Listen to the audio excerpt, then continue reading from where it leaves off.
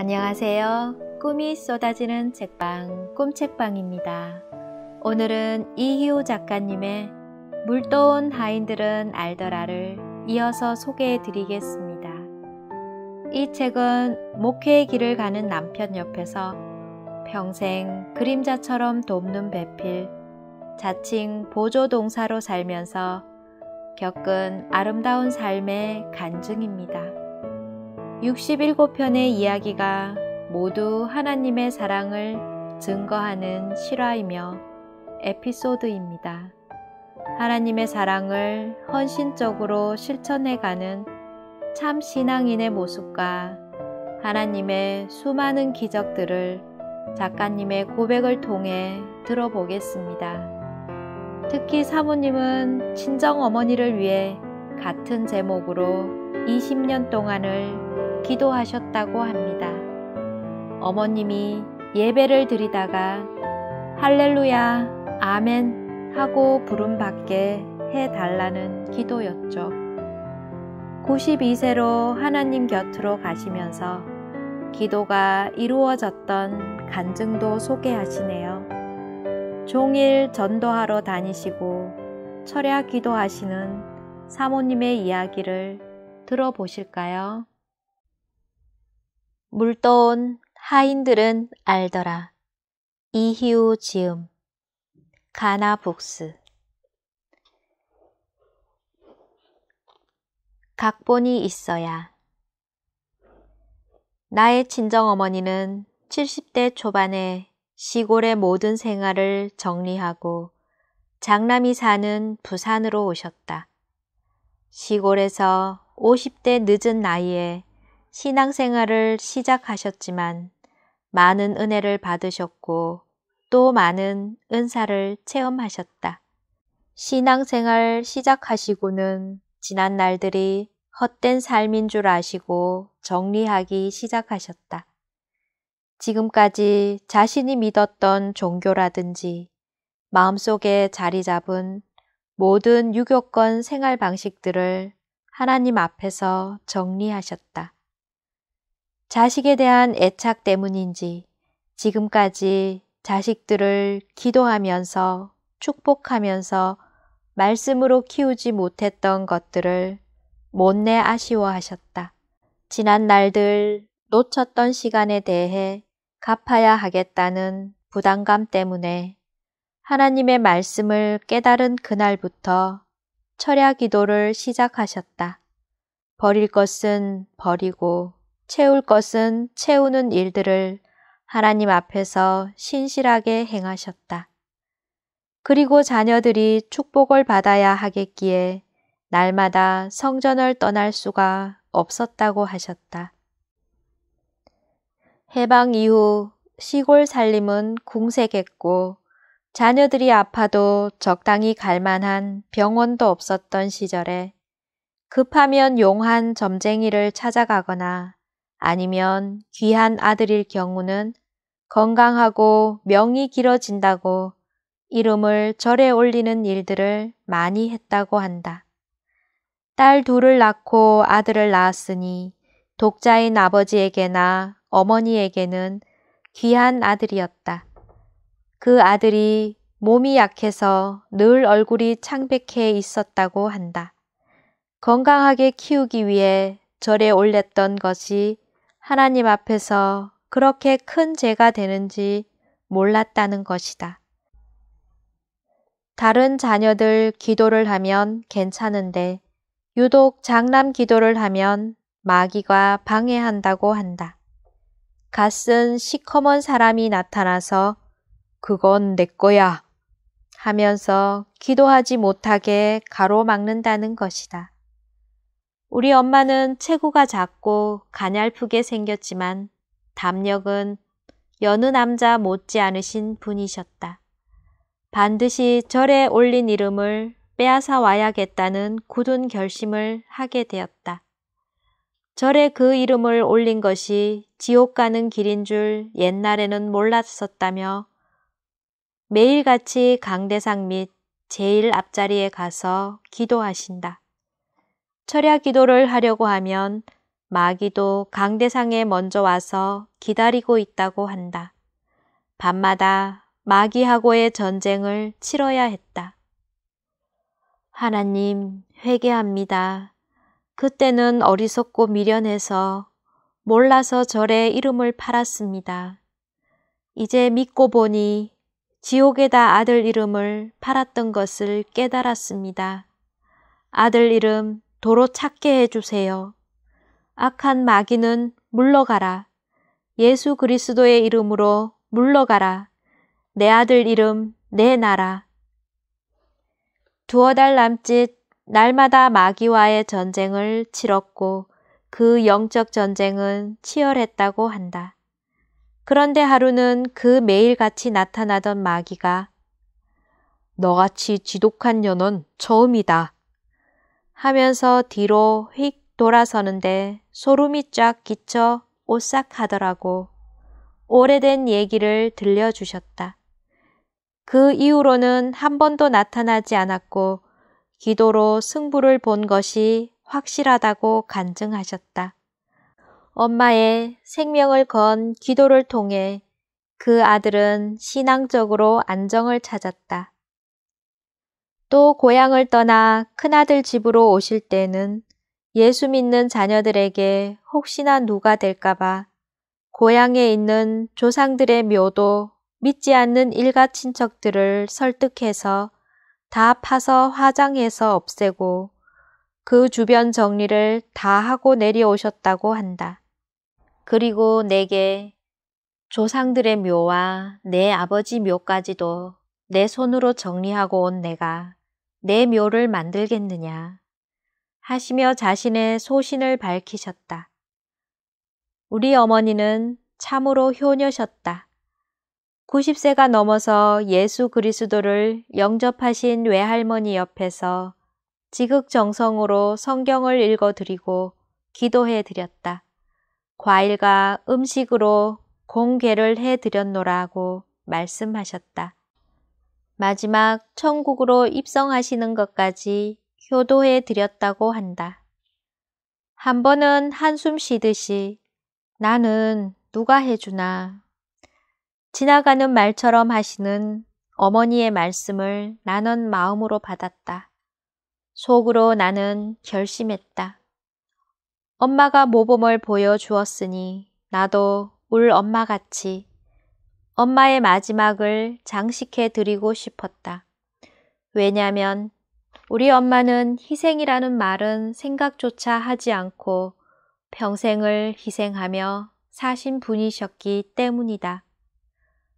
어머니의 사랑은 언제까지나 나이가 들지 않는다고 했던가. 그랬다.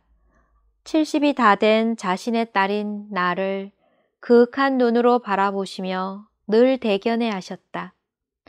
우리 엄마는 경험이 풍부하셨고 현명하셨고 나의 신앙 여정이 만만치 않은 고난의 길임을 늘 안쓰러워 하셨다.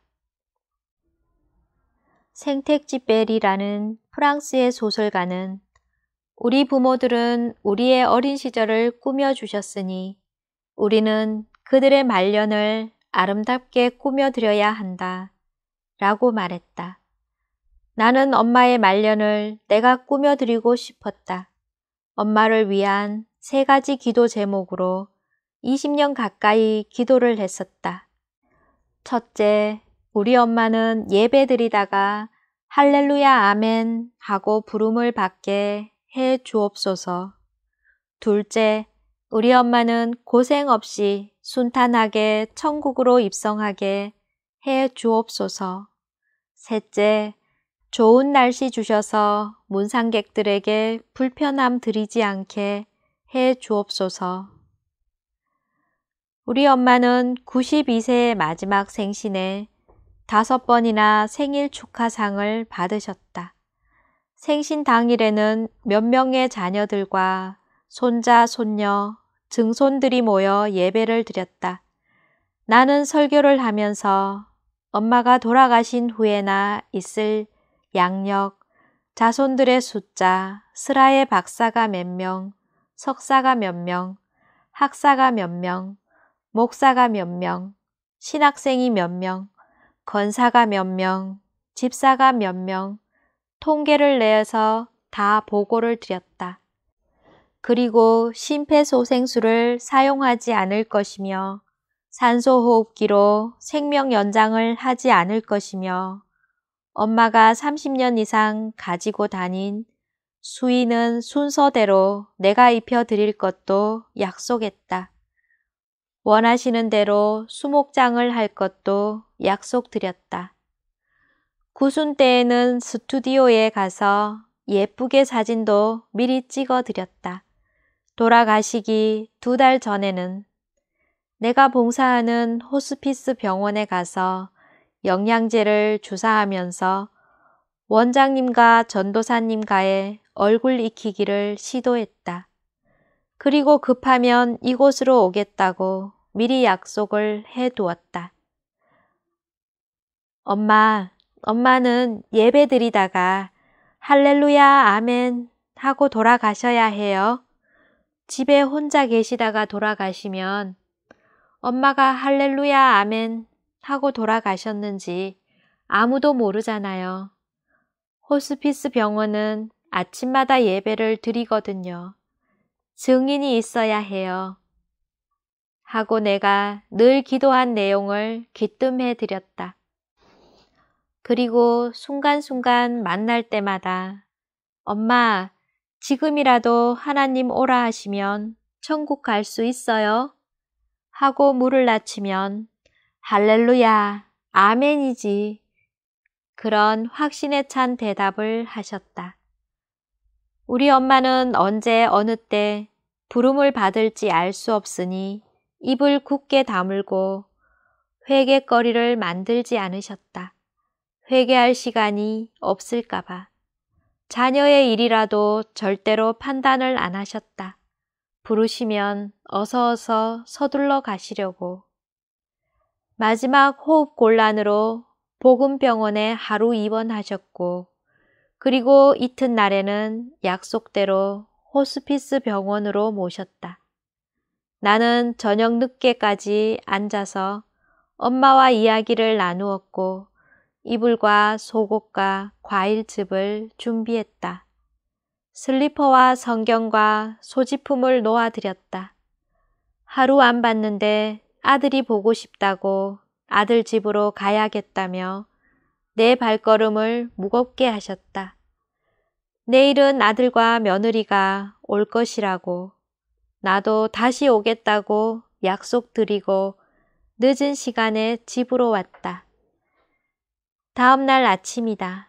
그러니까 호스피스 병원에서는 첫날 아침 9시 예배 시간에는 병든 노인 엄마가 아니라 마치 색시같이 예쁘게 용사같이 당당하게 예배 드리러 나오는 모습을 보고 하루 만에 저렇게 좋아질 수가 있나 하고 원장님은 속으로 감탄했다고 한다. 예배 시간에 호스피스 병원의 피전도사님은 누가복음 19장에 삭개오에 대한 이야기를 설교하다가 갑자기 큰 소리로 여러분, 삭개오 같이 오늘 구원받을 사람 있습니까? 하고 소리를 쳤는데 우리 엄마 혼자서 2 손을 들고 할렐루야, 아멘 하더니 고개를 숙이고 숨 한 번 푹 몰아쉬고 그대로 천국으로 가셨다고 한다.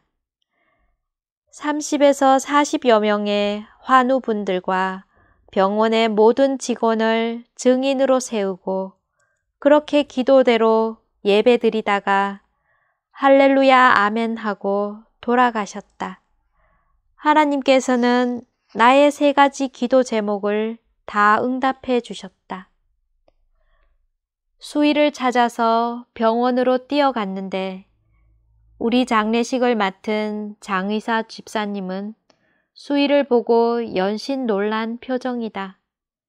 다른 옷을 입혀드리면 안 되느냐고. 이 명주는 조선시대 옷같이 기념으로 두라고 그랬다. 아주 좋은 명주였다. 30년 전에 그것도 본인 자신이 손수 만들어서 어디를 가시든지 끌어안고 다니셨던 그 수의였다. 수의를 입힐 때도 장례식을 집도하는 집사님은 연신 놀라는 표정이다. 마지막 겉옷을 입힐 때는 등 밑으로 끈을 어떻게 끄집어내나 하고 잠시 고민했는데 그런 고민을 미리 아시기나 한 것처럼 이쪽에서 내어 아예 꿰매 놓으셨다. 자신의 수위에 이런 배려까지 해놓으신 것이다. 그리고 장갑이나 버선에 명주솜을 두어서 보들보들한 것이 정말 예뻤다. 기도 제목대로 돌아가실 때 힘들지 않게 해주셨고 장례식을 치르는 내내 날씨까지 도와주었다. 일기예보에는 태풍과 비가 온다고 했지만 마지막 수목장을 치르고 집에 들어설 때까지 비도 오지 않은 좋은 날씨를 하나님께서 허락해 주셨다. 막 집에 들어서니 빗방울이 떨어지기 시작했다. 할렐루야. 장례식에 참석했던 모든 목사님은 각자 자기 교회에 가서 예배 중에 할렐루야 아멘 하고 돌아가셨다는 설교를 했다고 한다. 우리 형제들이 다니는 교회에서도 목사님들이 다 이런 설교를 했다고 한다. 또 장례식을 마친 후에도 많은 사람이 혹은 목사님들이 찾아오셨다. 전화로도 물어왔다. 어떻게 하면 부모님을 그렇게 돌아가시게 할 수 있습니까? 나는 서슴지 않고 자랑스럽게 대답한다. 각본이 있어야 합니다. 하고 대답할라 치면 그 각본은 무슨 각본? 하면서 의아한 표정을 짓는다. 바로 그 각본은 하나님께서 짜주신 각본이었다. 어머니께서 고향집을 정리하시고 큰아들 집으로 오셨을 때부터 시작해서 20년 동안을 그 기도 제목으로 기도를 했습니다. 라고 자랑스럽게 대답하곤 했다. 사실은 내 입술로 드린 기도였지만 하나님께서 주신 기도 제목이었고 그 기도 제목대로 기도했고 하나님께서 그대로 이루셨다. 천국 환송 예배를 마친 후 엄마를 기다리는 마음으로 적어 놓았던 내 마음의 시 한 편을 소개하려고 한다. 색시처럼 용사처럼 2007년 10월 어느 날 나의 어머니께 바치는 글. 할렐루야, 아멘. 가녀린 목소리가 짙게 물든 가을을 타고 그렇게 훌쩍 떠나셨습니다. 한 세기 삶을 온몸으로 휘감아 보듬고 따스한 가을을 타고 뭉게구름 저편 하늘 날 듯 그렇게 숨소리 날아가 버리셨습니다. 일평생 사시느라 세찬 바람 맞으며 환난과 고통과 전쟁과 기근을 한사코 막아섰던 작은 체구 영적 거인 그렇게 조용히 가셨습니다. 승리의 입성을 꿈꾸면서 선진들의 발자취 더듬어 폭에 디디고 칭찬을 아끼시며 판단도 아끼시며 경건한 마음 꿇고 조신한 차림으로 그렇게 멋지게 부름 받으셨습니다.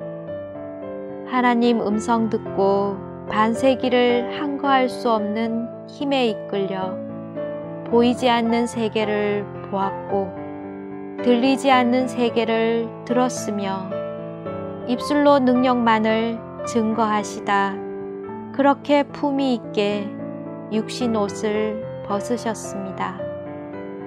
단아한 성품, 고상한 신앙 인격이 자식을 품고 나라를 품고 세계를 품고 말씀으로 노년벗 삼으시고 즐겨 주의 법 기이함에 순종하시다.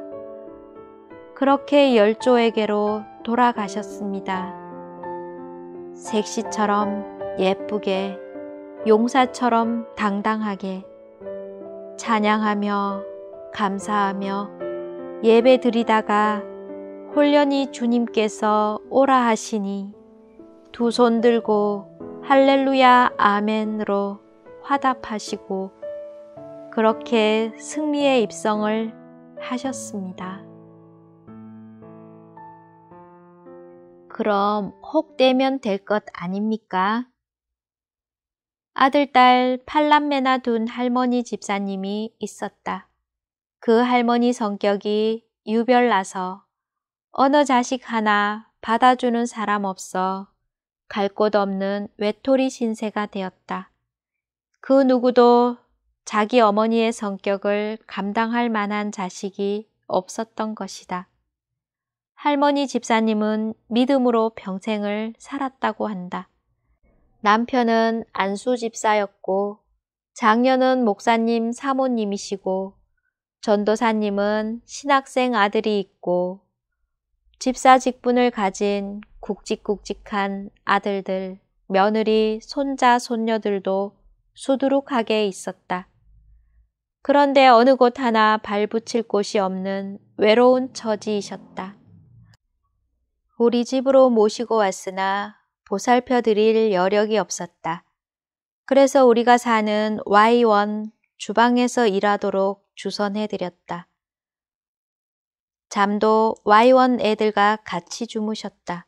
그래서 옆에서 한마당을 쓰면서 살게 되었다.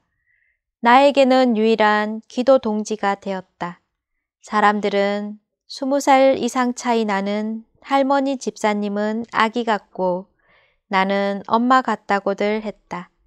왜냐면 해지면 문 밖에 나와서 나를 기다리는 것이 어느덧 할머니의 낙이 되어버렸다고 한다. 나는 아침 일찍 출발해서 버스를 타고 개척지 마을로 가서 황무지와 같은 곳에서 10시간 이상씩 걷고 또 걸으면서 전도하고 신방하다가 해가 넘어가야 지친 몸으로 집으로 돌아오곤 했기 때문에 늘 목을 빼고 기다리는 것이 습관처럼 되었다고 한다. 한 발자국도 더 떼어놓을 수 없을 정도로 피곤했고 온종일 말을 많이 해서 입속이 말라붙어 침도 삼킬 수 없는 상태로 돌아오지만 할머니 집사님은 하루의 일을 마치고 나면 일 삼아 오기만을 기다리다가 먼 발치에서 모습이 보이면 뛰어나와 맞으면서 종일 있었던 일들 그리고 기도한 내용을 전해주기에 여염이 없었다. 좋은 일보다 나빴던 일이 더 많은 얘기로 한참씩 붙들려 있었다. 어린아이 같이 응석까지 부리면서 어느 때는 눈물을 흘리면서 어느 때는 화를 내면서 사정 이야기를 하는 할머니 집사님에게 등을 토닥여 주면서 위로의 말을 아끼지 않았다. 그때가 하루 중에 유일하게 만날 시간이었고 위로받는 시간이었다. 이렇게 길에서 위로를 하고 나면 다음은 내가 위로받을 차례다. 사모님, 오늘은 전도하러 가서 문전박대 받지 않으셨지요? 내가 종일 문전박대 받지 않게 전도 잘하게 해달라고 기도했습니다. 오늘은 우리 사모님 예뻐 보이게 해달라고 기도했습니다.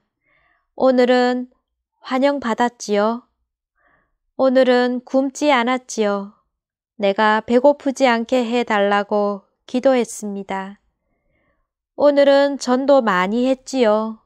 성령 충만하게 해달라고 기도했습니다. 오늘은 피곤하지 않았지요? 새 힘 달라고 기도했습니다. 날마다 이렇게 종일토록 기도했노라고 보고하면서 자기의 기도대로 되었을 것이라고 장담한다. 그런 말들은 피곤함에 지친 내게는 비타민이 되었다. 하루의 피로가 확 풀리는 것 같았다. 위로되었고 눈물이 나올 정도로 고마웠다. 두 손을 마주 잡고 서로에게 위로하고 잠시 헤어진다. 그리고 밤에는 철야 기도하는데 동행한다. 그동안 혼자 철야 기도를 했지만 이제는 한 사람이 늘었다. 늘 뒤에 저만큼 앉아서 내가 기도하는 것을 많이 돕고 있었다. 그 기도의 힘으로 내가 잘 버티면서 기도의 자리를 지탱했는지도 모른다. 그날도 집 앞에 나와서 먼 발치를 내다보면서 나를 기다리고 있었다. 할 얘기들이 너무나 많은 표정이었다. 시무룩하게 얼굴에 어두운 그림자가 짙게 깃들여 있고 눈은 울어서 부어 있었다. 집사님, 무슨 일입니까? 누가 우리 집사님을 울렸습니까? 했더니 더 서럽게 우신다. 왜요? 말씀해 보세요. 사모님, 저 분하고 억울합니다. 사람들이 우리를 보고 쑥덕거립니다. 나를 보고 욕하는 것은 참을 수 있지만 사모님까지 핍박하는 것은 참을 수 없습니다. 그래, 뭐라고 하던가요? 어른이 돼가지고 아기같이 울긴 왜 울어요? 우리를 보고 무식하게 믿는다고요. 맨날 교회 가서 울기만 한다고요. 지혜롭게 믿지 무식하게 바보같이 믿는다고요. 그리고 죄를 얼마나 지었기에 아직도 울고 회개만 하느냐고요. 잘못 믿는 거래요. 철야 기도는 하면서 은혜 받았다 하면서 남의 병은 고치면서 그 혹이나 떼지 왜 혹은 붙여 놓느냐고요. 우리가 덕이 안 된대요. 자기들 신앙생활에 방해가 된대요. 우리의 바보 같은 믿음을 늘 부끄럽게 여기며 눈총을 주던 사람들이 결국 할머니의 심기를 매우 건드려 놓은 모양이다. 그 할머니의 감정과 상관없이 나는 기발한 생각이 번개같이 머리를 스치고 지나갔다. 나는 미소를 지으면서 물었다. 그럼 나도 한 가지 물어봅시다. 그 혹은 언제부터 생겼습니까? 상처받을까 싶어서 물어보지 못했는데 말이 나왔으니 물어봐도 되겠지요?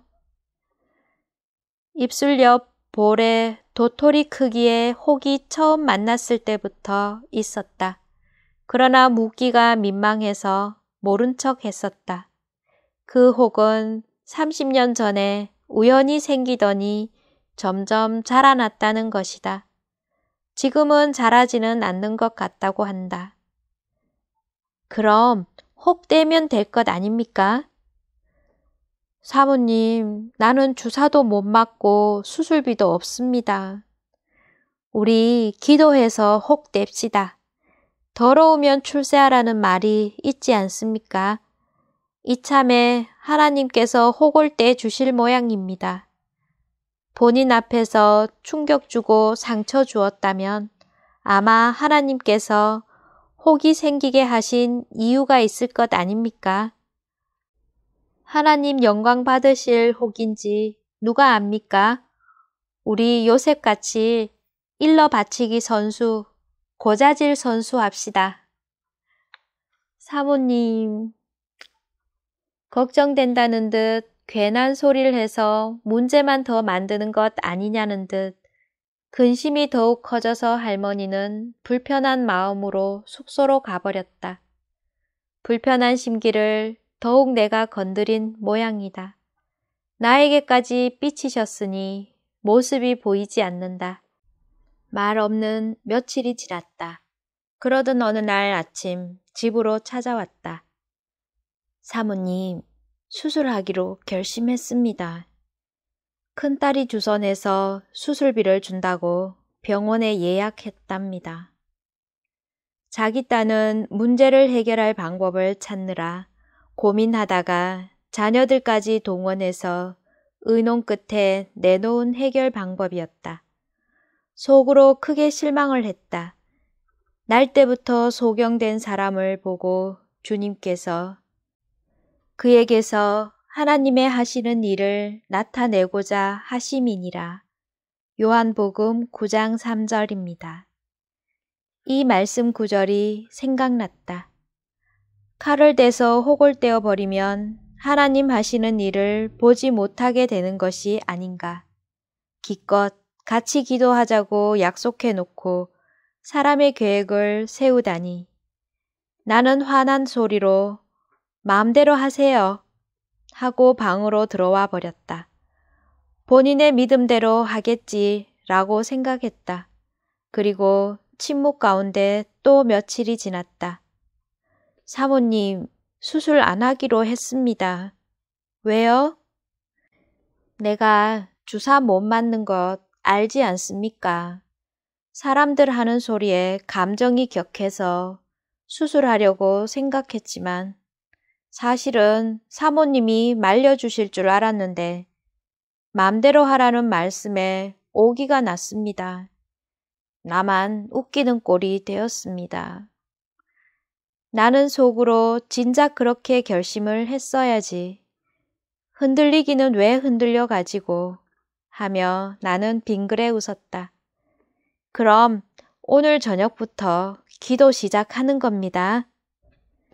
달력에 빨간 색연필로 동그라미 표시를 해놓고 둘이서만 아는 비밀이라고 약속하고 기도하기 시작했다. 하나님께서 어떤 방법으로 혹을 떼실지, 시간은 얼마나 걸릴지 참으로 궁금하지 않을 수 없었다. 할머니는 밤새도록 철야 기도를 하고도 일어섰다가 다시 앉았다 또 기도한다. 뭘 꼭 일어섰다가 다시 앉아 기도합니까? 다른 게 아니고 자꾸 혹 기도를 잊어버리잖아요. 처음에는 나도 그랬다. 우리는 둘이서 의미 있는 미소를 지으면서 헤어지곤 했다. 오늘도 화이팅! 우리는 기도하고 있다는 의미로 그렇게 서로 눈으로 말하고 헤어지곤 했다. 몇 달이 지난 어느 날 할머니 집사님과 같은 방을 쓰는 아이 말숙이가 꿈을 꾸었다고 우리 집으로 뛰어와서 꿈 얘기를 해주고 다시 뛰어갔다. 꿈에 할머니 혹이 떨어져 나갔다는 것이다. 혹 기도는 아무에게도 알리지 않는 비밀이었는데 저 아이가 다 떠들잖아. 어쩌지? 그러나 우리는 여전히 혹 기도는 진행 중이었다. 나는 가끔 할머니에게 물었다. 집사님, 조짐이 있습니까? 아니요.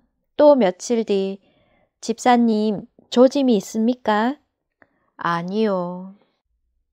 몇 달이 지난 어느 날 할머니 집사님과 같은 방을 쓰는 아이 말숙이가 꿈을 꾸었다고 우리 집으로 뛰어와서 꿈 얘기를 해주고 다시 뛰어갔다. 꿈에 할머니 혹이 떨어져 나갔다는 것이다. 혹 기도는 아무에게도 알리지 않는 비밀이었는데 저 아이가 다 떠들잖아. 어쩌지? 그러나 우리는 여전히 혹 기도는 진행 중이었다. 나는 가끔 할머니에게 물었다. 집사님, 조짐이 있습니까? 아니요. 또 며칠 뒤, 집사님, 조짐이 있습니까? 아니요. 집사님, 절대로 손은 대지 마세요. 혀로도 건들지 말고요. 평소같이 하세요. 엘리야가 갈멜산 꼭대기로 올라가서 비 오기를 기도하면서 사한을 7번까지 다시 보내어 구름의 흔적이 있는가를 살핀 것과 같이 혹의 조짐을 묻고 또 물었다. 며칠이 지났을까 집사님이 찾아왔다. 손도 안 댔는데 혹이 물렁해졌다는 것이다. 사실 겉에서 보기에는 도토리만큼 크지만 입안에는 밤톨만큼 크다는 것이다. 그것이 돌처럼 딱딱했는데 혼자서 물렁해졌다는 것이다. 절대로 혀를 대거나 손을 대거나 하지 마세요. 다시 한번 다짐해 두었다. 하나님께서 행하시는 일을 보기 위함이었다. 그런데 나는 궁금한 것이 또 있었다. 하나님께서 그 혹을 입 안으로 터뜨릴 것인지 밖으로 터지게 하실 것인지, 안으로 터지면 그 입에 더러운 고름이, 아니지. 내가 괜한 고민을 하다니. 하나님께서 가장 적절한 방법으로 수술하시겠지. 그러면서 둘이서 재미있게 속닥거리면서 의미 있는 웃음을 웃고 헤어졌다. 그러던 어느 날 아침 일찍 말숙이가 뛰어왔다. 할머니가 나를 오라고 한다는 것이다. 본인이 올 것이지 이 바쁜 아침 시간에 왜 나를 부르나 생각하면서도 나는 뛰어가고 있었다. 할머니 집사님은 거두절미하고 설명하기에 여념이 없었다.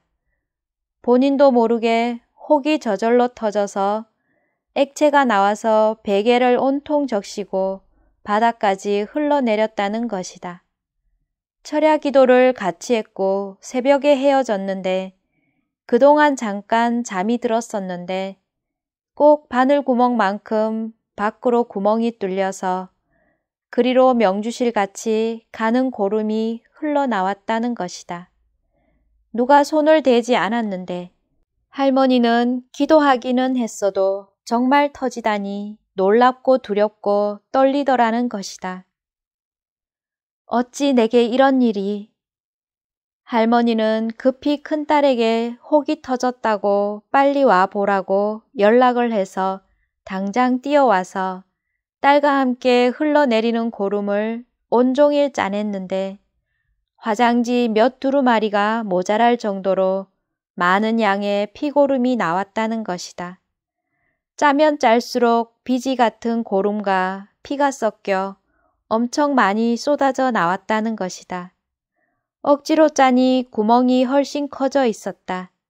얼굴에 흉터가 남으면 어쩌나 했다.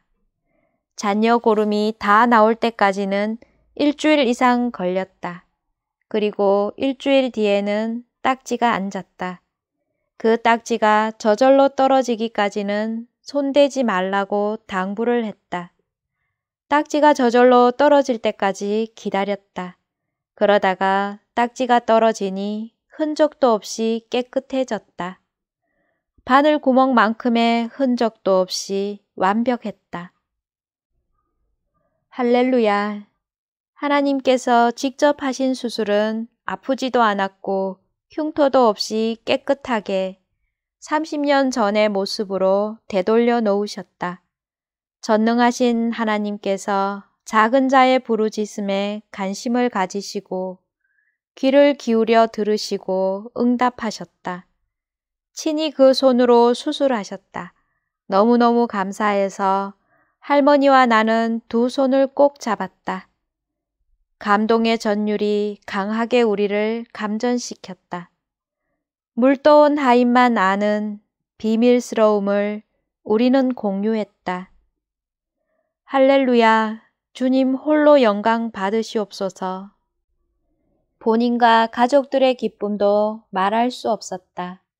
할머니는 감동과 감격을 주체할 수가 없어 이 사실을 나누고 싶어 했다. 내가 어찌 입을 다물고 있겠습니까? 할머니는 교회 앞에서 하나님의 살아계심을 나타내기 위해 스스로 간증하겠다고 나섰다. 도저히 이 사실을 숨길 수가 없다는 것이다. 나 같은 무지렁이가 교회 앞에서 하나님의 살아계심을 나타낸다는 그 자체가 영광이라고 기쁨을 감추지 못했다. 필요악이라는 말이 있다. 하나님의 자녀들은 위기의 상황을 축복의 기회로 삼는 믿음이 필요하다. 도저히 인간의 힘으로 해결할 수 없는 극한 상황이라면 겸손히 무릎을 꿇어야 한다. 하나님 앞에 온전한 투항이 이루어질 때 비로소 하나님이 보이기 시작한다. 하나님께서 일할 수 있도록 완전히 맡겨드리게 된다. 내가 포기해야 하나님께서 시작하신다. 하나님 판단하심의 저울에 자신이 달려있음을 보게 된다. 물을 떠서 항아리를 채우듯 기도의 양을 채우라고 하신다. 기다리는 동안 밴댕이 속을 넓혀주시고 풀무와 도가니를 동원하셔서 정화하신다. 그리고 육적인 저급한 사랑의 수준을 영적인 하나님 수준으로 끌어올리신다. 보다 높은 하늘의 것을 소망하도록 만드신다. 찬송가와 성경만 읽을 수 있는 집사님. 아들 하나만 잘 키우면 된다는 생각으로 장남을 온갖 정성을 다해 키운 할머니 집사님이 우리 교회에 등록하셨다. 남편과 출가한 아들, 딸들이 있으며 아직 출가하지 못한 아들, 딸들도 있었다. 맏아들이 장가들어 손자, 손녀를 보았지만 부모님의 기대에 미치지 못하여 장남에 대한 불만을 안고 이사 온 것으로 짐작된다. 부모와 자식 간의 갈등으로 잠시 딸 집 가까운 곳에 머물러 있었다. 마음이 허망해서 마음 둘 곳이 없다면서 신방을 따라다니면 어떻겠냐고 제안을 해왔다. 그럼 동행해 보겠노라고 하고 헤어졌다. 다음날 S 집사님은 일찍 교회에 나와 나를 기다리고 있었다. 아마도 결심을 단단히 한 것 같았다. 그래서 같이 신방길에 나섰다. 첫 번째 방문한 집은 전도하려고 뜸을 들이던 집이었다. 이 전도 대상자는 평소에는 교회 나오기를 거절하면서 나를 문 밖으로 쫓아내기에 급급했던 사람이었다. 그런데 그날은 여느 날과 달리 방으로 들어오라고 하더니 자기의 사정 이야기를 길게 했다. 나는 시간을 할애하여 그 사정을 귀 기울여 다 들어주었다. 그런데 그는 교회 출석은 뒤로 미룬다. 사모님은 좋지만 교회에 나가는 것은 좀 생각해 봐야 하겠다는 것이다. 예수 믿는 사람 믿을 수 없다 하며 한사코 결심을 거부한다. 왜 예수 믿는 사람에게 돈이라도 떼었습니까? 지나가는 말로 했더니 그제야 정색을 하면서 맞아요. 예수 믿는 사람이라 믿었는데 돈 떼먹고 도망갔습니다. 그 돈 거저 빌려 주었습니까?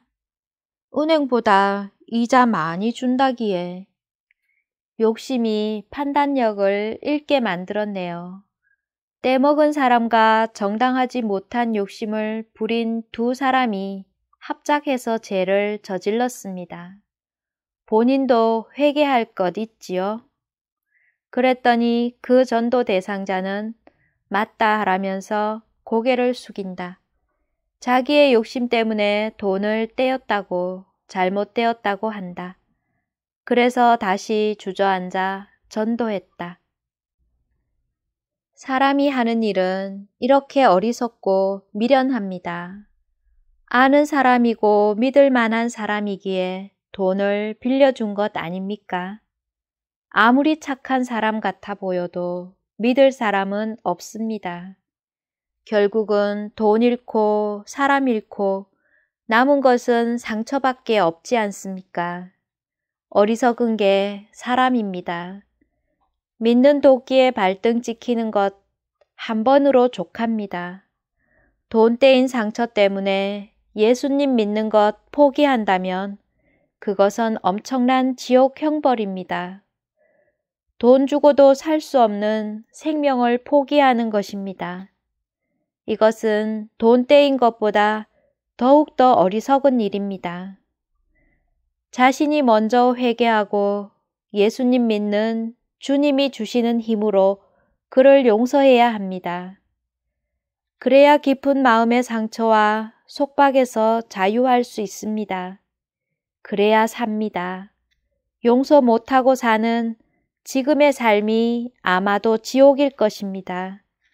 하나님께 맡기면 그 사람의 잘못은 하나님께서 판단하실 것입니다. 옆에 가만히 앉아 듣고 있던 S 집사님이 펑 하고 울음보를 터뜨린다. 돈 떼인 사람이 회개하라는 말 처음 들었습니다. 그렇게 되는 것입니까? 내가 회개해야 하는 것입니까? 나도 예수 믿는 사람에게 돈 떼였습니다. 피가 마릅니다. 밤에 잠도 못 잡니다만 내색도 못하고 죽도록 돈 떼먹은 사람을 저주하고 있습니다. 그런데 듣고 보니 내 욕심이 지나쳤던 것 같습니다. 제가 회개하겠습니다. 우리는 다 같이 회개 기도를 하고 헤어졌다. 그 다음 집으로 신방을 갔다. 그 집에는 고부간의 갈등이 심하다고 한다.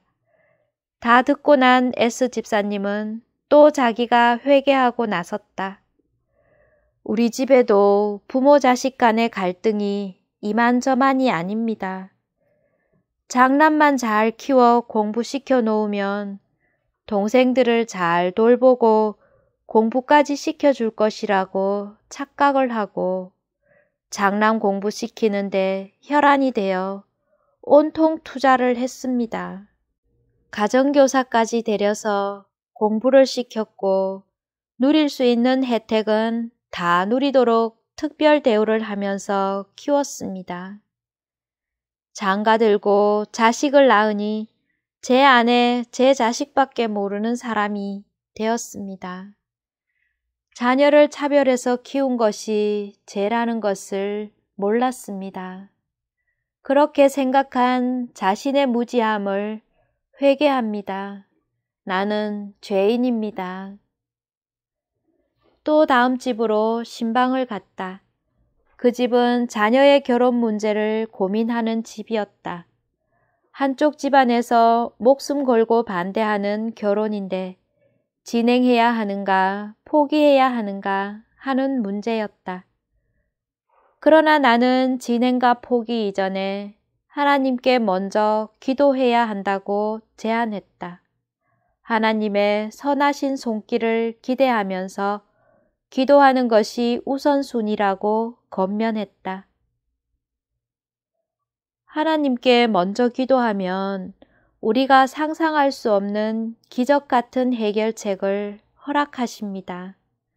우리는 믿음으로 기도하고 하나님께서는 기적을 이루시고 얼마나 쉬운 방법입니까? S 집사님 또 자신도 그런 문제를 지금 안고 있다며 쌍둥이 아들 중 한 명이 자신의 사윗감인데 그쪽에서는 쌍둥이 아들이니 한쪽에서도 신부감을 만들어서 한날 한시에 결혼해야 한다는 것이고 이쪽에서는 딸이 과연하니 결혼 대상자가 있는 쪽이 먼저 결혼하는 것이 옳다는 것이 이쪽의 주장이라고 했다. 그러나 신랑 집에서는 그럴 수 없다고 완강히 거절하는 처지라 그 결혼 허락을 받지 못하고 있어 고민이라고 했다. 그럼 나도 하나님께 기도 먼저 해야 되는 것입니까? 오늘부터 철야기도 하겠습니다. 이렇게 신방 따라다니면서 내가 회개하는 것은 처음입니다. 오늘 신방은 꼭 나를 위한 신방이었던 것 같습니다. 나를 거울로 본 것 같습니다. 감사합니다. 마치 자신의 문제를 그들의 입술을 통해서 듣게 되었다고 몹시 부끄러웠다며 신방 내내 회개하고 다녔다. 또 오늘 저녁부터는 반드시 철야 기도를 하겠다는 결심을 굳혔다. 그리고 스스로 흥분한다. 수십 년 교회를 다녔고 집사라면서 자녀들의 문제를 가지고 회개하거나 철야기도 한 번도 해본 적이 없어 정말 하나님께 부끄럽다며 기도할 것을 또 다짐하면서 헤어졌다. S 집사님은 결심대로 그날부터 철야기도를 드리기 시작했다. 그런데 그 집사님은 지금 당장 먹고 사는 문제도 시급했다. 영감님도 아직 살아 계시는데 모든 재산을 정리해서 장남에게 다 넘겨주었다고 한다. 자신들의 노후를 책임져 줄 줄 알았는데 그것마저 수포가 되고 지금의 현실은 입에 풀칠하는 것이 급선무였다. 그래서 그는 남모르게 파출부 일을 시작했다. 그러던 어느 날 오후 늦은 시간이다. 그날도 신방을 마치고 집으로 돌아오는 나의 발걸음은 천근만근 무거웠다. 거의 초주검 상태였다. 피곤에 절어 다리가 후들거렸다. 입은 침을 삼키기 어려울 정도로 메말라 있었다. 그런데 집에 들어서자마자 해운대 병원에 입원했으니 빨리 와 달라는 급한 전화가 걸려왔다. 왜요? 누가 아파요? 교통사고입니다. 짤막한 답변을 하고는 전화가 끊겼다. S 집사님이 교통사고로 입원했다고 한다. 나는 내려놓았던 가방을 다시 메고 병원으로 달려갔다. 사모님, 나 사고 났습니다. 이 일을 어찌합니까? 지금 이러고 있을 때가 아닙니다. 일도 해야 하고 교회 가서 기도도 해야 하는데요. 염려하지 마세요. 여기가 기도원이라고 생각하세요. 하나님께서 얼마나 급하셨으면 일하러 못 가게 막으시고 이곳에 눕혀 놓았겠습니까? 다른 식구들은 하나님께서 먹이실 것입니다. 오늘부터 여기가 기도원입니다. 아무 염려 말고 기도만 하세요. 하나님 만날 장소입니다. 해결해야 할 일들이 얼마나 많습니까? 지금 느긋하게 생각해야 합니다. 조갑증 내지 마세요. 그런데 얼마나 다쳤답니까? 병원에 얼마나 입원해야 한답니까? 사모님, 2달이랍니다. 갈비뼈가 3개 부러졌답니다. 하고 이불을 걷어 보이는데 온 등에 반깁스를 하고 있었다. 어쩌다가요. 일하러 갔다가 오는 길에 버스에서 내리다가 발을 헛디뎌 떨어졌습니다.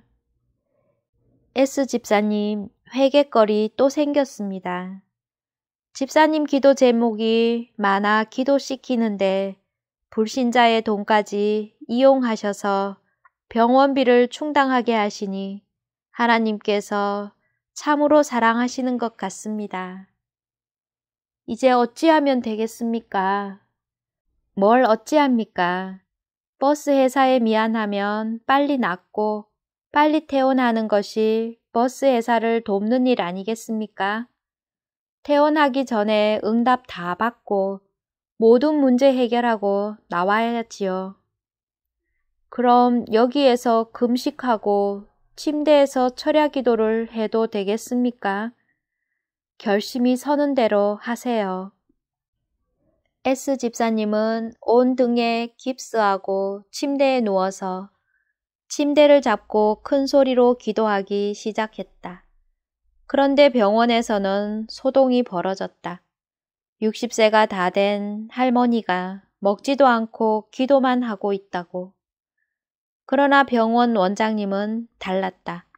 예수 잘 믿는 사람들은 아프지도 않는데 병원에 입원해서 환자인 채 돈 뜯어내는 나쁜 사람 없다며 크게 배려를 해줘서 병실을 아예 독실로 옮겨주더라는 것이다. 기도 많이 해서 빨리 나으라고 위로까지 해주더라는 것이다. 그러나 병원 직원들은 S 집사님의 하루 한 끼씩 금식하는 것을 또 문제 삼았기 때문에 급기야는 그럼 내기합시다.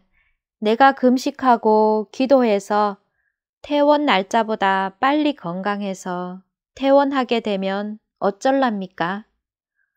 하는 수 없이 병원 측에서도 더 이상 상관 안 하고 물러섰다고 한다. 나는 여전히 이 집 저 집 신방하고 전도하느라 낮 시간은 낼 수가 없어서 해 넘어갈 무렵에야 겨우 병원에 들어오곤 했다. 그런데 S 집사님 손님을 보니 병원에 입원하지 않은 나보다 더 강해져 있었다. 나는 지친 몸으로 환자를 위한 기도를 하니 진액이 다 빠지고 입이 말라 얼른 기도를 끝냈지만 S 집사님은 내 손을 꼭 잡고 나를 위해 기도를 해주는데 내가 오히려 큰 위로와 힘을 얻는다. 침대에 누운 채로 나를 위한 기도를 얼마나 열심히, 얼마나 세밀하게 해주는지 나는 하루의 피곤을 그곳에서 확 풀고 돌아오곤 했다. 이렇게 신방 가서 오히려 위로를 받고 충전해서 돌아오는 일은 극히 드문 일이었다. 병원에서의 이런 기도의 사투를 벌인 지 달포가 지났다.